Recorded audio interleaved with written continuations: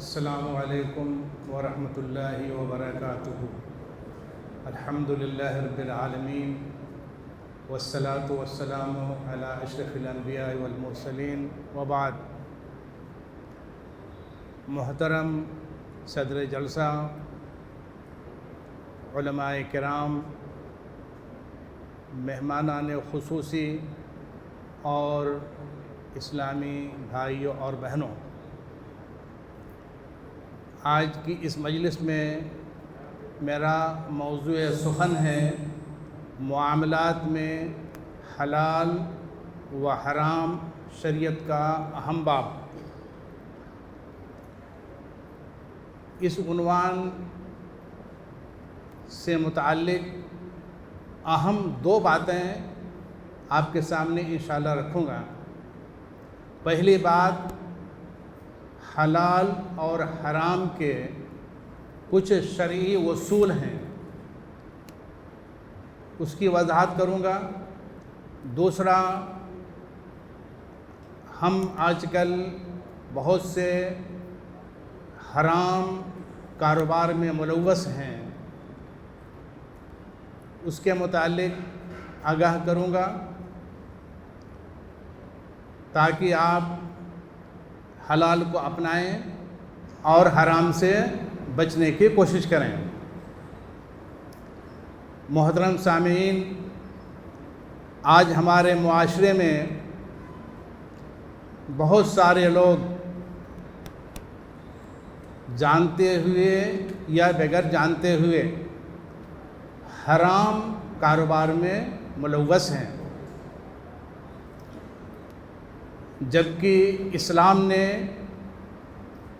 زندگی کے تمام معاملوں میں حلال اور حرام کی وضاحت کر دی ہے، جس کی تفصیل قرآن و حدیث کے صفحات میں بھری پڑی ہیں۔ اللہ کے نبی صلی اللہ علیہ وسلم کا ارشاد ہے، ما حل اللہ فی کتابہ فہو حلال وما حرم فہو حرام۔ اللہ تعالیٰ نے اپنی کتاب قرآن مجید میں جن چیزوں کو حلال قرار دیا ہے وہ حلال ہیں، اور جن چیزوں کو حرام قرار دیا ہے وہ حرام ہیں۔ اور اسی طریقے سے اللہ کے نبی صلی اللہ علیہ وسلم کا فرمان ہے، الحلال بین والحرام بین۔ حلال جو چیزیں ہیں بالکل واضح ہیں، اور حرام وہ بھی بالکل واضح ہیں۔ ہم اور آپ ایسے نادان نہیں ہیں کہ حلال کس کو کہتے ہیں، حرام کس کو کہتے ہیں، ہمارا کاروبار حلال ہے یا حرام ہے اچھی طرح سے جانتے ہیں، لیکن غفلت برت رہے ہیں۔ کیا ہم اور آپ یہ نہیں جانتے سور کا گوشت کھانا حرام ہے؟ ہم اور آپ یہ نہیں جانتے شراب پینا حرام ہے؟ کیا ہم اور آپ یہ نہیں جانتے چوری کرنا حرام ہے، سود لینا حرام ہے، لیکن پھر بھی ہم اس میں ملوث ہیں؟ اللہ تعالیٰ نے اور اس کے رسول صلی اللہ علیہ وسلم نے حلال بالکل کھول کر بیان کر دیا ہے، اور حرام کو بھی کھول کر کے بیان کر دیا ہے۔ ہماری غفلت ہے کہ ہم سمجھنے کی کوشش نہیں کرتے، اور سودی کاروبار میں، حرام کاروبار میں پڑے ہوئے ہیں، اس سے نکلنے کی کوشش نہیں کرتے، اس لیے کہ ہمارے دل میں آخرت کا ڈر نہیں ہے۔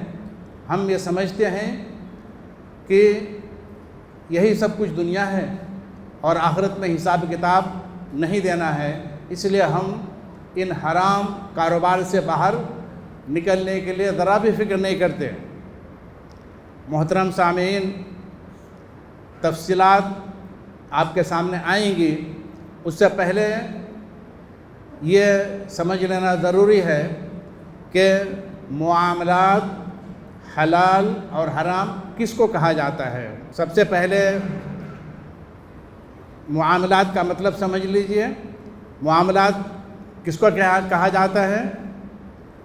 کاروبار، لین دین، خرید و فروخت، آپسی معاہدے اور ایسے کام جس میں دو یا دو سے زیادہ فریق شامل ہوں، ان کو معاملات کہا جاتا ہے۔ حلال ایسی چیزوں کو کہا جاتا ہے یا ایسے کاموں کو کہا جاتا ہے جس کے کرنے کی شارع یعنی اللہ اس کے رسول نے اجازت دی ہے کہ تم یہ کام کر سکتے ہو، جیسے تجارت حلال ہے، نکاح کرنا حلال ہے۔ اس کے بالمقابل حرام ایسی چیزوں کو اور ایسے کاموں کو کہا جاتا ہے جس کے کرنے کی شریعت نے قطعی طور پر ممانعت کی ہے، یعنی یہ کام آپ نہیں کر سکتے، کریں گے تو گنہگار ہوں گے اور سزا کے مستحق ہوں گے۔ سزا دنیا میں بھی مل سکتی ہے اور آخرت میں بھی مل سکتی ہے۔ زمانے جاہلیت میں لوگ بہت سے گمراہی کے کام کرتے تھے، انہی کاموں میں سے ایک کام حلال اور حرام کا معاملہ بھی تھا۔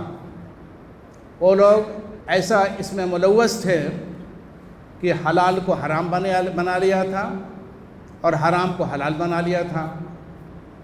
اسلام آیا تو ان کو اصلاح کی طرف توجہ دلائی اور کچھ ایسے اصول اور ضابطے بنائے جس سے حرام اور حلال کو سمجھا جا سکتا ہے۔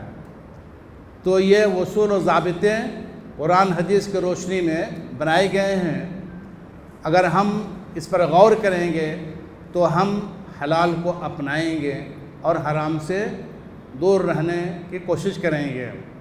اسلام نے جو سب سے پہلا اصول یہ بنایا کہ ہمارے سامنے دو طرح کے معاملے ہیں، بعض کو ہم عبادات کہتے ہیں اور بعض کو معاملات کہتے ہیں۔ عبادات کے سلسلے میں اسلام کا کیا اصول ہے کہ عبادات جتنی بھی قسم کے ہیں سب کے سب منع ہیں، یعنی ہم اپنی طرف سے کسی بھی عبادت کو بنا نہیں سکتے۔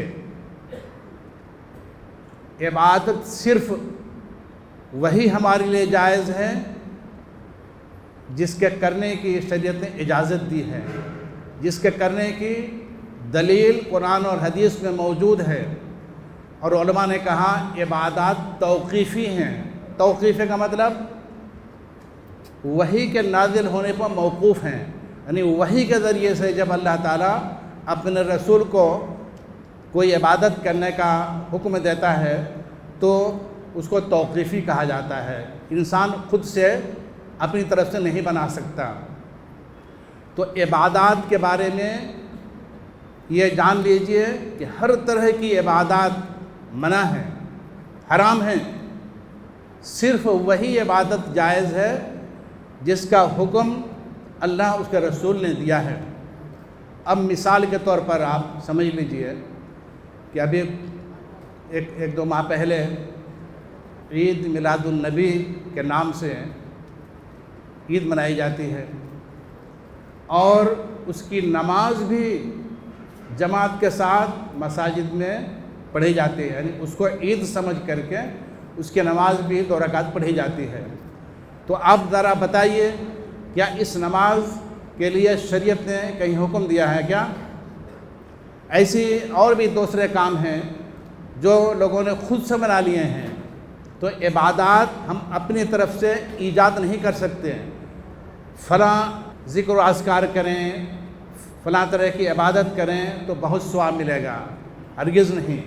عبادت کے لیے دلیل چاہیے۔ آپ جو بھی عبادت کریں گے اس کے دلیل قرآن اور حدیث میں موجود ہے یا نہیں۔ اگر موجود ہے تو وہ عبادت آپ کے لیے جائز ہے، دلیل نہیں ہے وہ عبادت آپ کے لیے حرام ہے۔ عبادات کے مقابلے میں معاملات کہا جاتا ہے، جو میرا آج کا موضوع ہے۔ تو معاملات کہیے یا عادات کہیے یا کھانے پینے کی چیزیں کہیے، سب چیزیں حلال ہیں، سب چیزیں حلال ہیں۔ آپ کوئی بھی طریقہ، کوئی بھی کاروبار، آپ اپنا سکتے ہیں، منع نہیں ہے۔ منع کون سا ہے؟ جس کو شریعت نے منع کر دیا ہے۔ جن معاملات کو شریعت نے منع کر دیا وہی منع ہے، اور جس کے بارے میں شریعت خاموش ہے آپ وہ کر سکتے ہیں۔ تو یہ پہلا اصول تھا کہ عبادات میں اصل منع ہے اور معاملات میں اصل مباح ہے، یہ پہلا اصول تھا۔ شریعت نے دوسرا اصول یہ بتایا کہ کسی چیز کو حلال اور حرام کہنے کا حق صرف اللہ تعالیٰ کا ہے۔ اللہ تعالیٰ کے سوا کوئی بھی ذات کسی چیز کو حلال اور حرام قرار نہیں دے سکتی۔ تو حلال و حرام کے بارے میں ہمیں یہ پتہ کرنا چاہیے کہ کن کن چیزوں کو اللہ تعالیٰ نے حلال قرار دیا ہے، کن چیزوں کو حرام قرار دیا ہے۔ تو یہ حق صرف اللہ تعالیٰ کو ہے۔ اللہ کے نبی صلی اللہ علیہ وسلم نے ایک مرتبہ بیویوں کی خوشی حاصل کرنے کے لیے کسی چیز کو حرام کر لیا تھا، تو اللہ تعالیٰ نے آپ کی رہنمائی فرمائی اور قرآن کی آیت نازل فرمایا، یا ایھا النبی لما تحرم ما احل اللہ لک، اے نبی آپ اس چیز کو حرام کیوں قرار دے رہے ہیں جس کو اللہ تعالیٰ نے حلال قرار دیا ہے۔ اس لیے معلوم ہوا حلال اور حرام قرار دینے کا اختیار کسی بھی بندے کے اندر نہیں ہے، اس کا مکمل تعلق اللہ تبارک و تعالیٰ سے ہے۔ اور اسلام نے تیسرا اصول یہ بنایا کہ حلال کو حرام کر دینا اور حرام کو حلال کر دینا شرک کی قبیل سے ہے۔ یعنی جب حلال و حرام قرار دینا اللہ کا کام ہے اور ہم انسان وہی اللہ والا کام کرتے ہوئے ہم بھی حلال و حرام کرنے چلے جائیں تو گویا کہ ہم اللہ کے کام میں شریک ہو رہے ہیں۔ تو حلال و حرام قرار دینا شرک کے باب سے ہے، بہت بڑا گناہ ہے۔ اسلام نے چوتھا اصول و قاعدہ بتایا، حرام چیزیں باعث مضرت ہیں۔ جن چیزوں کو اللہ اس کے رسول نے حرام قرار دیا اس میں کبھی بھی فائدہ نہیں ہے، اس میں ہمیشہ نقصان ہی نقصان ہے۔ وقتی طور پر آپ کو فائدہ نظر آتا ہے، لیکن اب یا کچھ دنوں کے بعد ضرور اس کے اندر نقصان ہوگا۔ شراب پینے والے شراب کو بہت اچھا سمجھتے ہیں، لیکن اس کا نقصان سامنے آئے گا۔ چوری کرنے والے اس کو جائز سمجھ کر کے چوری کرتے ہیں، لیکن اس کا نقصان، چونکہ چوری حرام ہے، حرام کا نقصان ایک دن آپ کے سامنے ضرور آئے گا۔ آپ یہ سمجھ لیجئے جو لوگ شراب پی رہے ہیں، جوا کھیل رہے ہیں، سود لے رہے ہیں، رشوت لے رہے ہیں، کبھی ایسے لوگوں کو آپ نے مالدار دیکھا ہے؟ سکون سے زندگی گزارتے ہوئے دیکھا ہے؟ کتنے بھی روپے چوری کر لیں، کتنی بے ایمانی کر لیں، لیکن چونکہ انہوں نے حرام کام کیا ہے ان کے گھر میں سکون نہیں رہتا، کسی نہ کسی طریقے سے ان کا مال تباہ و برباد ہو جاتا ہے۔ اسلام نے پانچواں اصول یہ بتایا، حلال حرام سے بے نیاز کر دیتا ہے۔ آدمی جب حلال چیزوں کو اپناتا ہے، حلال کاروبار کرتا ہے تو اللہ تعالیٰ اس کو حرام سے دور کر دیتا ہے، حرام سے بچا لیتا ہے۔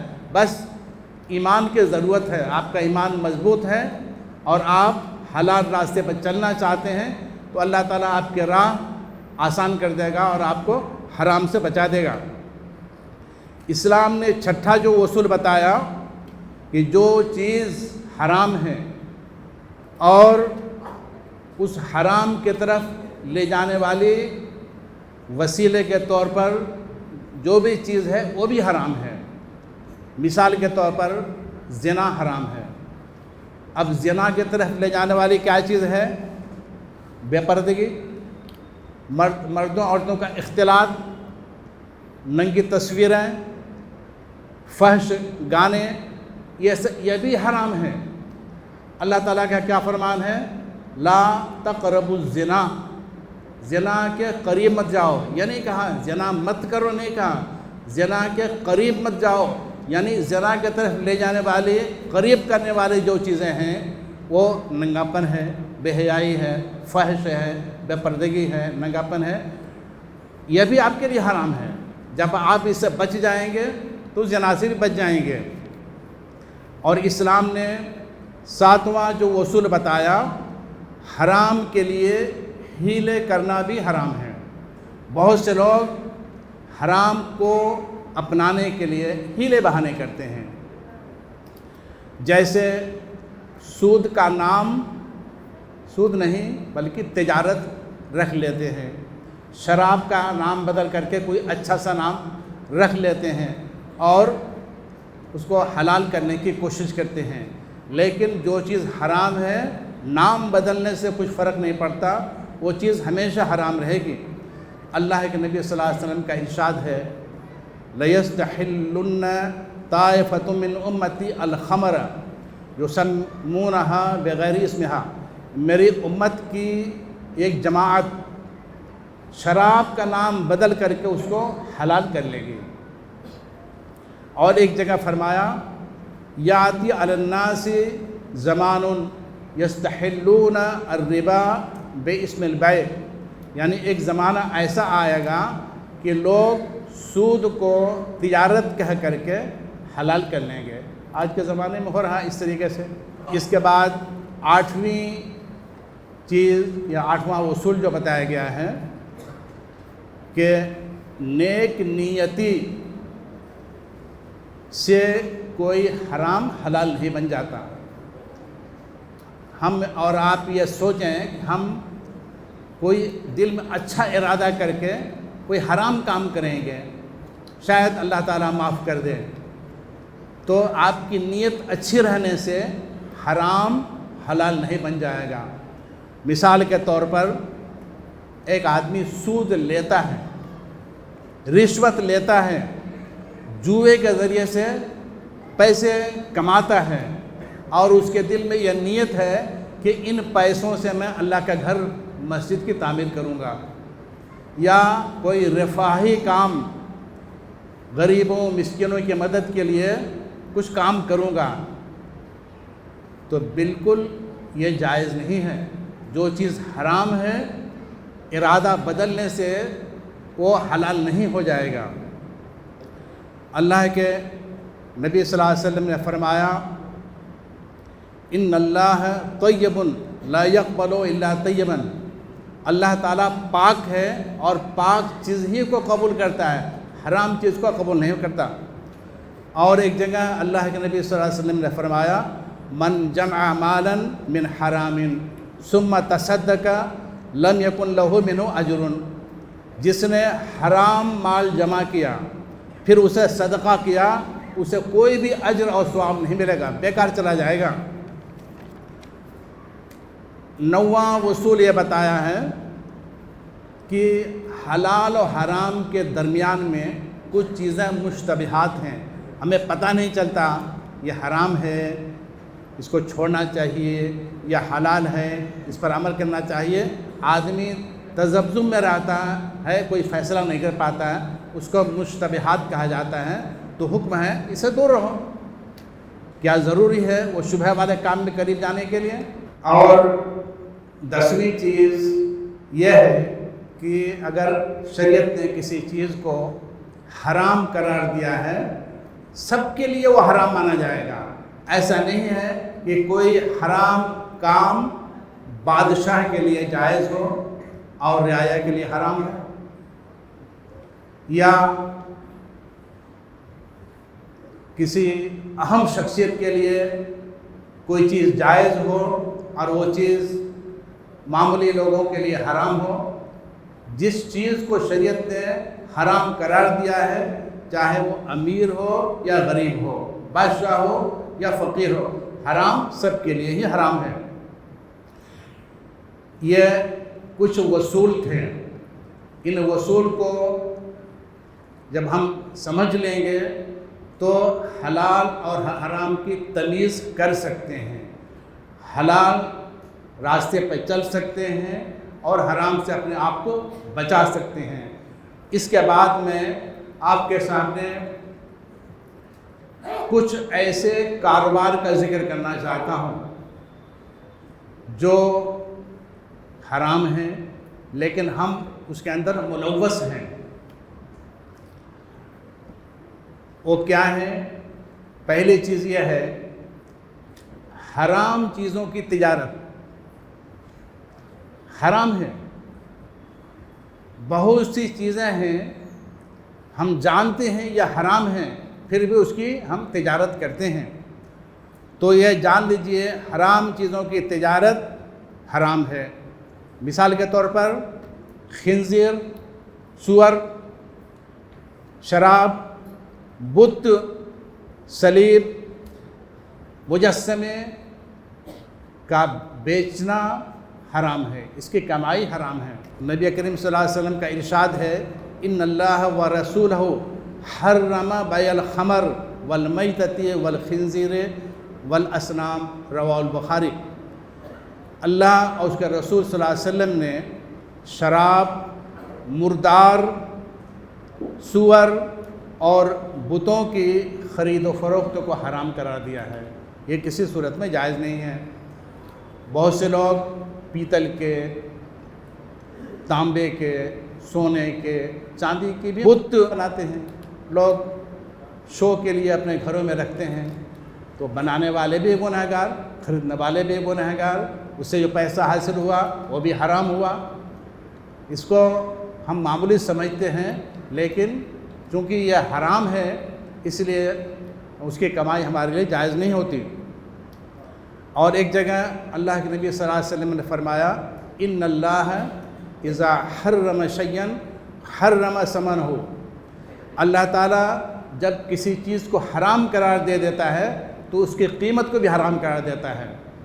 جو بھی چیز حرام ہے ہم اس کو، بہت سے لوگ کتے خریدتے بیچتے ہیں، بلی خریدتے بیچتے ہیں۔ بلی کھانا جائز ہے کیا؟ کتے کا گوشت کھانا جائز ہے؟ جب جائز نہیں ہے تو اس کو بیچ کر کے، اس کی تجارت کر کے اس کا پیسہ کیسے جائز ہوگا؟ تو ہم میں سے بہت سارے لوگ جو ہیں حرام کاروبار میں ملوث ہیں۔ اس کے بعد ہمارے معاشرے میں تجارت کے اندر بہت زیادہ دھوکہ دہی چل رہی ہے۔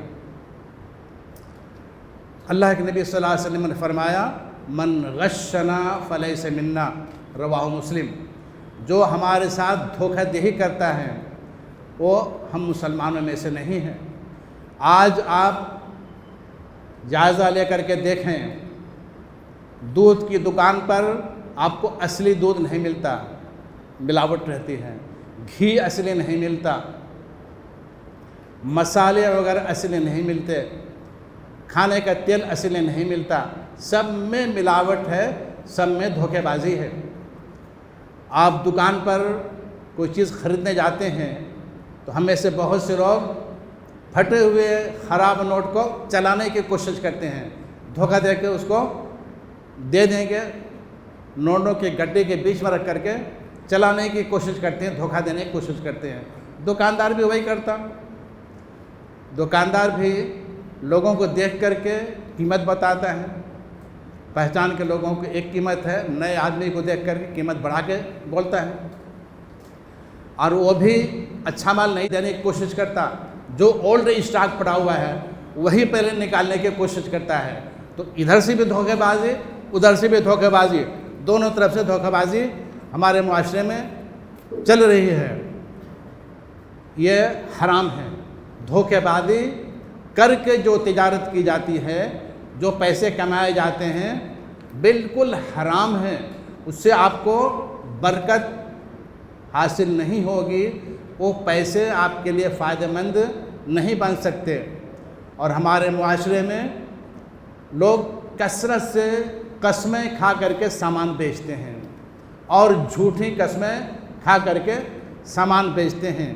اللہ کے نبی صلی اللہ علیہ وسلم نے فرمایا الحلف منفقۃ للسلعۃ ممحقۃ للبرکۃ، رواہ البخاری۔ فرمایا قسم کھانے سے جھوٹی قسم کھانے سے آدمی کا مال تو بک جاتا ہے، لیکن اللہ تعالیٰ برکت نکال دیتا ہے، وہ بے برکت سامان ہو جاتا ہے۔ اس سے جو آپ پیسے حاصل کریں گے، کہیں حادثے میں وہ پیسے چلے جائیں گے، بیماری میں چلے جائیں گے، کسی نہ کسی طریقے سے وہ پیسے آپ کے برباد ہو جائیں گے۔ کیوں؟ اللہ تعالیٰ جب برکت نکال دیا تو پھر اس میں کچھ بھی فائدے کی چیز نہیں بچتی۔ اور اسی طریقے سے ہمارے معاشرے میں ناپ تول میں کمی بھی پائی جاتی ہے۔ جب ہم کسی سے کوئی چیز لیتے ہیں تو پورا ناپ کر کے لیتے ہیں، جب دینا ہوتا ہے تو کم دینے کی کوشش کرتے ہیں۔ اس کے بارے میں بھی قرآن حدیث کے اندر بہت ساری وعیدیں آئی ہوئی ہیں۔ اور ایک ہمارے معاشرے میں کاروبار ہے سودی لین دین۔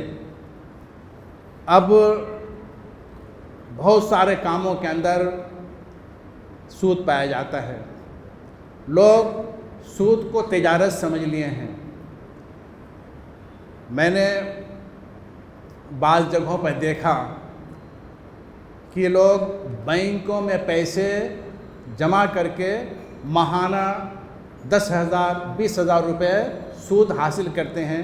بولتے ہیں گھر بیٹھے فائدہ مل رہا ہے، دکان کھول کے بیٹھنے کی کیا ضرورت ہے، نوکری کرنے کی کیا ضرورت ہے، تو لوگ اس کو حلال سمجھ رہے ہیں۔ اور بعض لوگوں کے بارے میں ہم نے سنا کہ سودی کام پر فخر بھی کرتے ہیں۔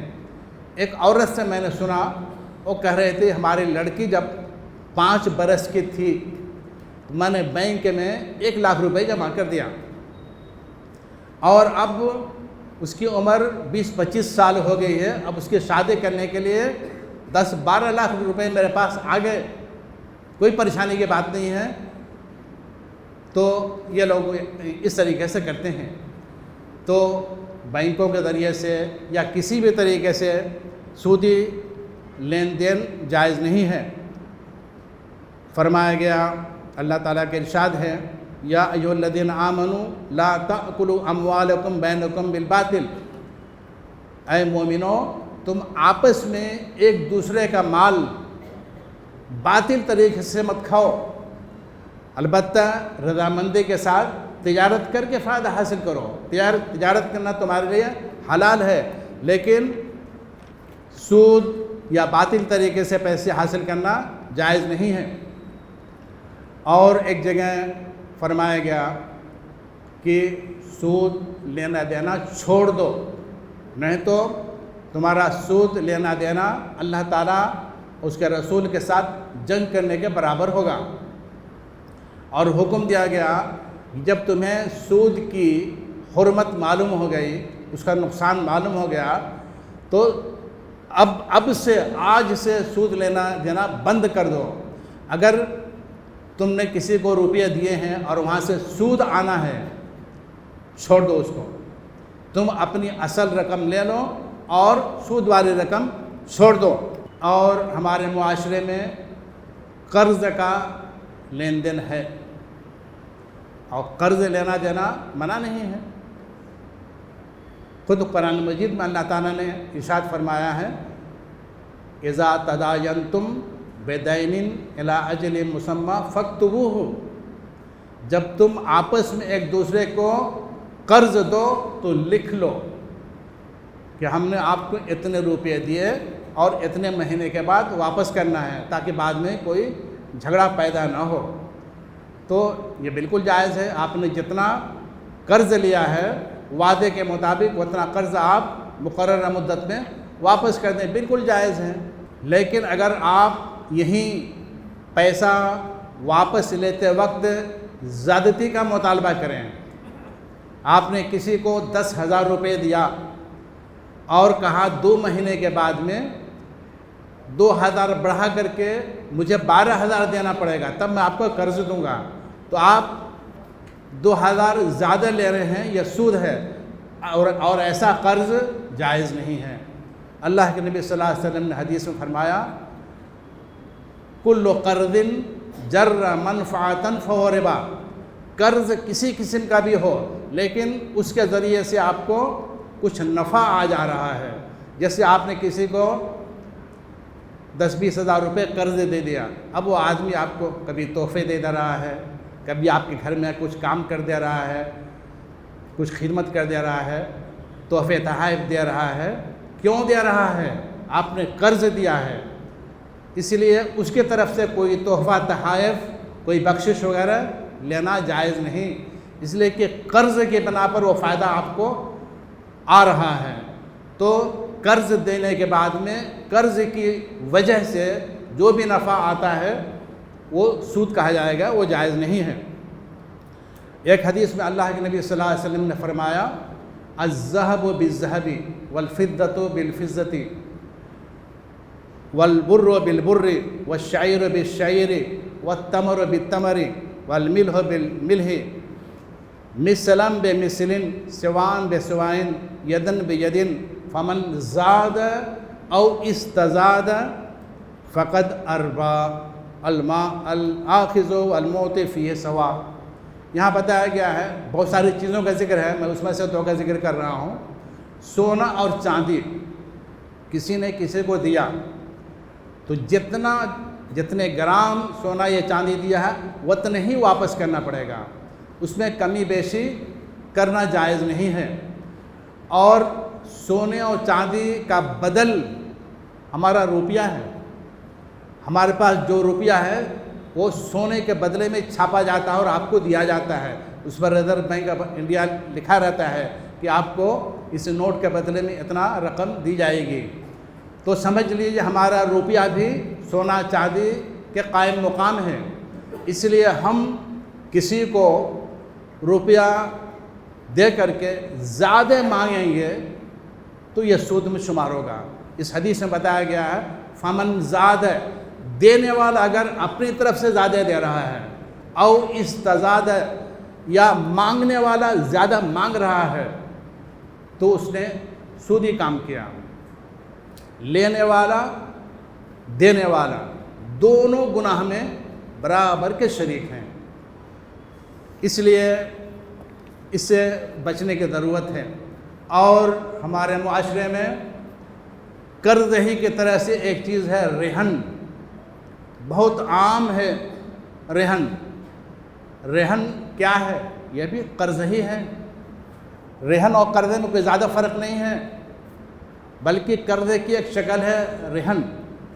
قرض میں آپ اعتماد پر روپے دے کر کے لے لیتے ہیں، اور رہن میں اعتماد نہیں رہتا تو کوئی چیز رکھوا لیتے ہیں۔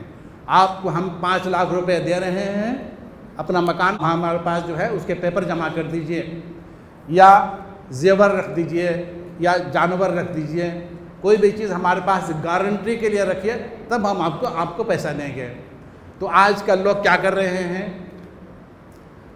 مکان خریدنا بھاری محسوس ہو رہا ہے تو مکان نہیں خریدتے، مکان کرائے پہ لینا بھی مشکل نظر آ رہا ہے تو مکان بھی کرائے پہ نہیں لیتے، مکان رہن پر ڈھونڈتے ہیں۔ کسی کو 5 لاکھ روپے دے کر کے اس کا مکان رہن پر گروی پر لے لیتے ہیں اور کہتے ہیں مکان کو کرایہ نہیں، میرے پیسے کو سود نہیں۔ یہ بالکل جائز نہیں ہے۔ جو چیز ضمانت کے طور پر رکھی گئی ہے اس کو مال مرہونہ کہا جاتا ہے، رہن میں رکھی ہوئی چیز کہا جاتا ہے۔ رہن میں رکھی ہوئی چیز سے ہم بالکل فائدہ نہیں اٹھا سکتے۔ اس کی دلیل بخاری شریف کی حدیث ہے، اس میں جانور کی مثال دی گئی ہے۔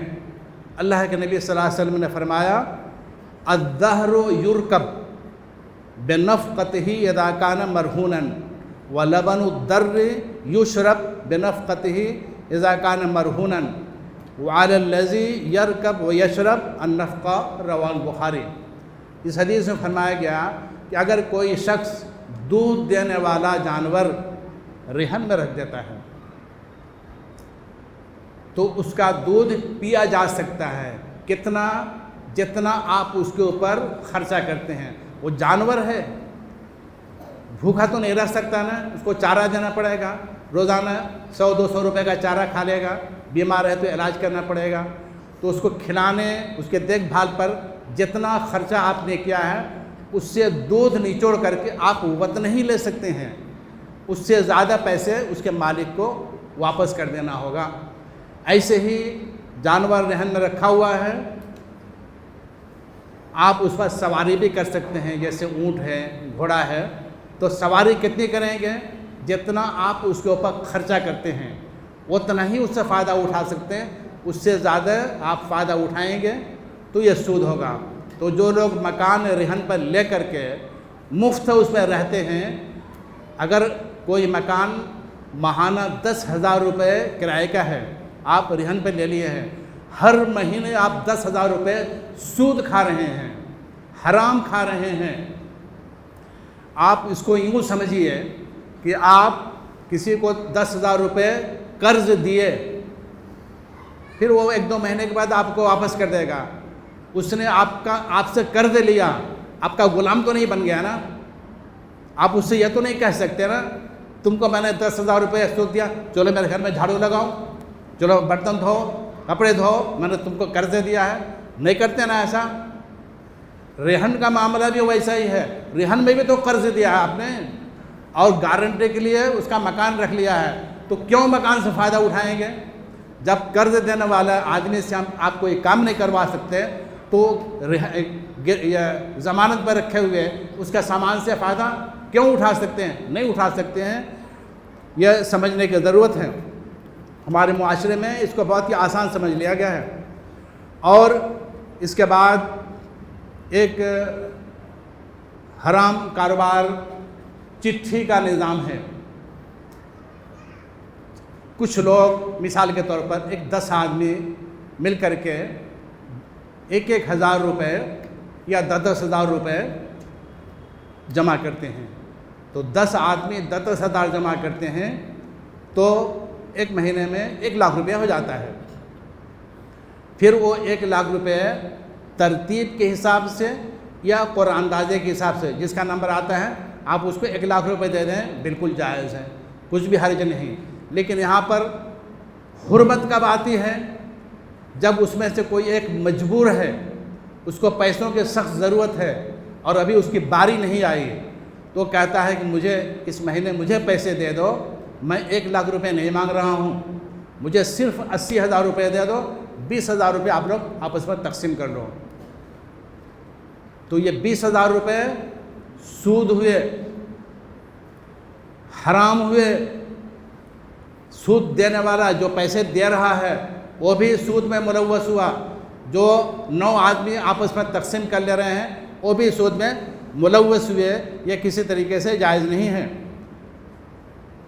اور ایک طریقہ لاٹری کا ہے۔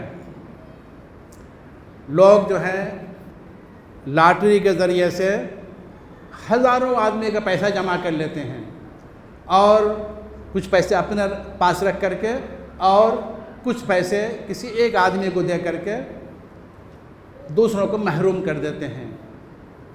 تو یہ تو بالکل کھلم کھلا جوا ہے، اس میں ہزاروں آدمی نے پیسے لگائے ہیں، لگانے کے بعد میں وہ اپنے پیسوں سے ہاتھ دھو بیٹھے، اور ایک آدمی جو 100-200 روپے لگایا تھا وہ بہت بڑی رقم کا مالک بن گیا۔ تو یہ بالکل جائز نہیں ہے۔ اللہ تعالیٰ نے سود کو حرام قرار دیا ہے۔ اس کی ایک مثال بتاتا ہوں میں۔ ایک شخص بھینس خریدنے کے لیے گیا، اس کو صحیح ریٹ نہیں معلوم تھا، بھینس خرید کر کے گھر میں آیا، لوگوں نے کہا تمہیں ٹھگ لیا گیا، یہ تو 30,000 روپے کی بھینس ہے، تم سے 50,000 روپے لے کر تم کو ٹھگ دیا گیا ہے۔ بیچارہ بہت پریشان ہوا، گھر والے بھی محلے والے بھی سب تانا دے رہے ہیں، اب پھنس گیا، کیا کریں؟ تو اس نے یہ حرام طریقہ اپنایا، لاٹھی رکھ دیا، ہمارے پاس 50,000 روپے کی بھینس ہے، 1,000 روپے جمع کیجئے، جس کا لاٹری میں نام نکلے گا اس کو 1,000 کے عوض میں 50,000 کی بھینس دے دی جائے گی۔ لوگوں نے سوچا بہت اچھا ہے، 1,000 میں 50,000 کی بھینس مل جاتی ہے۔ بہت سارے لوگوں نے پیسے جمع کیے، لاکھ کے اوپر پیسہ ہو گیا۔ جب لاکھ کے اوپر پیسہ ہو گیا تو ایک آدمی کا نام نکال کر کے اس کو بھینس دے دیا۔ کتنے میں؟ 1,000 روپے میں۔ اور اس کے 50,000 روپے بھی آ گئے, اس سے زیادہ بھی آ گئے, اور باقی لوگ پورے محروم ہو گئے. تو یہ جوا ہے, اس کے بارے میں صراحت سے منع کیا گیا ہے. بہرحال اور بھی ایک دو باتیں تھیں, خالی اشارہ کر کے چھوڑ دیتا ہوں. اس وقت انشورنس بہت ساری چیزوں کا کیا جا رہا ہے, بہت ساری قسمیں ہیں, کوئی آنے والے خطیب انشاءاللہ آپ کے سامنے بیان کریں گے. تو سعودی عرب کے علماء احناف, علماء دارالعلوم دیوبند, شیخ بن باز, علامہ ناصرالدین البانی صاحب, ان لوگوں نے کہا انشورنس کی ہر قسم حرام ہے, کسی طرح کا بھی انشورنس جائز نہیں ہے.